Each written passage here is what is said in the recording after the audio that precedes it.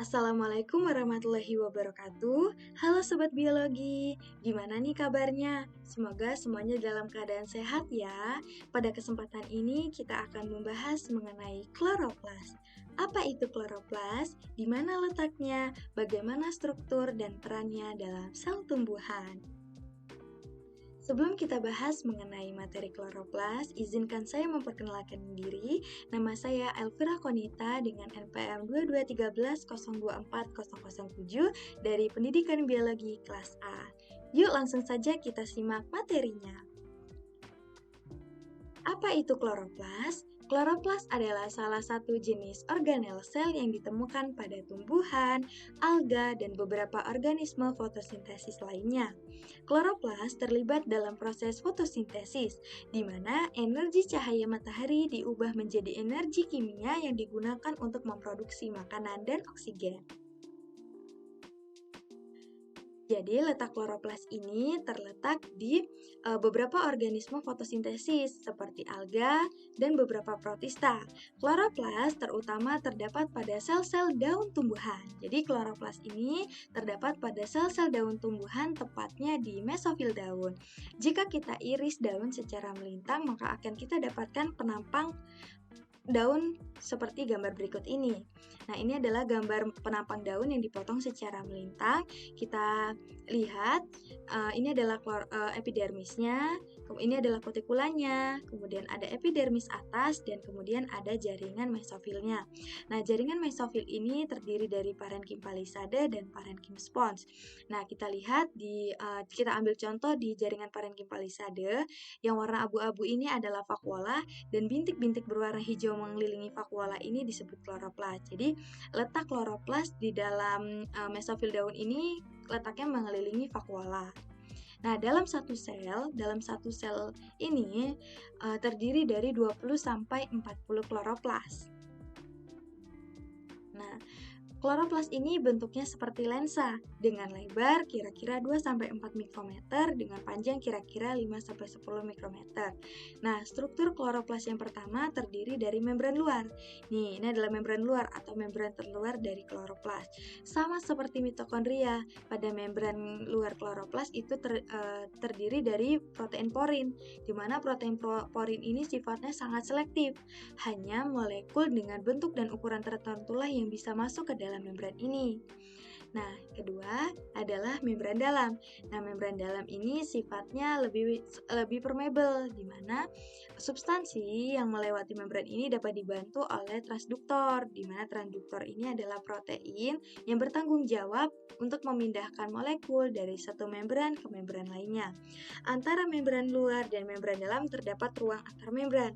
Ruang antar membran ini berisi protein, enzim yang nantinya berguna untuk proses fotosintesis. Jadi ini adalah membran luar. Nah, di antara membran luar dan membran dalam terdapat ruang antar membran. Nah, di dalam membran dalam terdapat mesin transduksi energi yang disebut tilakoid. Nah, tilakoid inilah yang berfungsi dalam penyerapan energi cahaya yang nantinya digunakan untuk proses fotosintesis yang reaksi terang. Nah, kemudian membran di dalam tilakoid disebut lumen. Tumpukan-tumpukan dari tilakoid ini disebut granum. Kumpulan dari granum disebut grana. Nah, ruang di luar tilakoid di dalam kloroplas itu disebut stroma. Oke, lanjut. Nah, karena fungsi tilakoid ini sebagai penyerap energi cahaya matahari, maka di dalam tilakoid ini terdapat pigmen-pigmen yang membantu dalam penyerapan energi cahaya, terdiri dari klorofil A, klorofil B, dan karotenoid.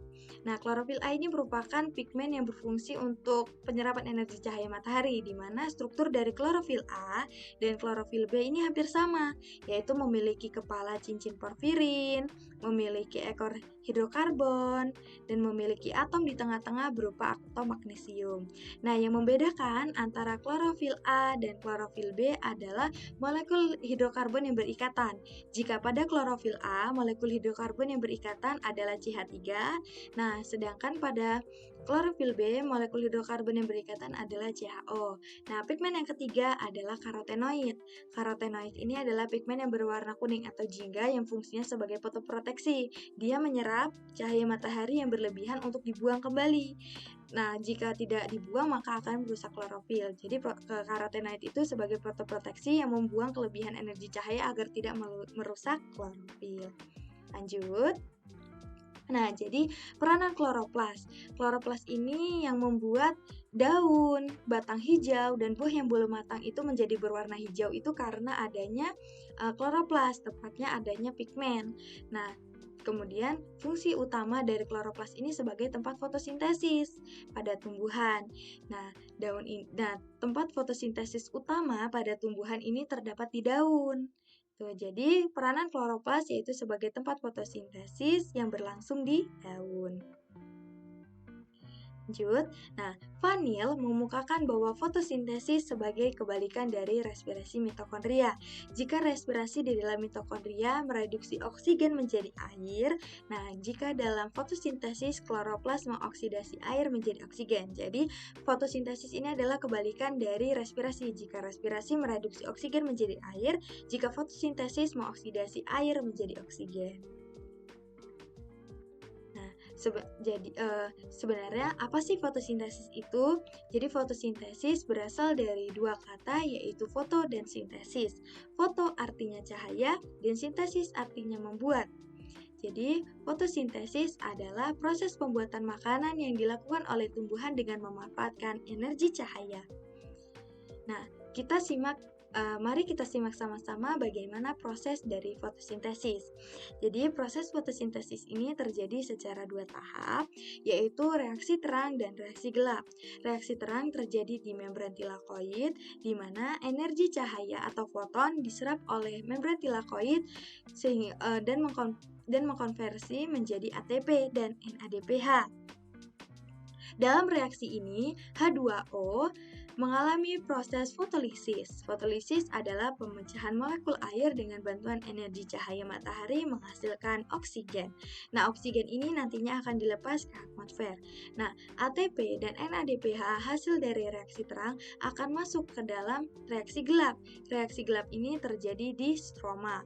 Nah, di dalam reaksi gelap ini, ATP dan NADPH yang dihasilkan dari reaksi terang digunakan untuk mengkonversi CO2 menjadi gula atau C6H12O6.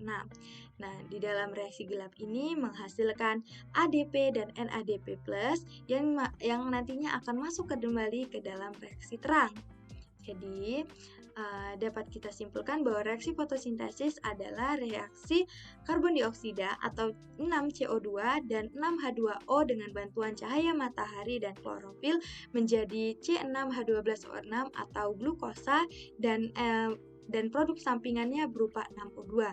Jadi, 6CO2 menghasilkan C6H12O6 disebut reaksi gelap dan 6H2O menjadi 6O2 menghasilkan disebut reaksi terang. Baik, demikian pembahasan kita mengenai kloroplas. Saya akhiri, wassalamualaikum warahmatullahi wabarakatuh. Sampai bertemu di materi selanjutnya. Dah.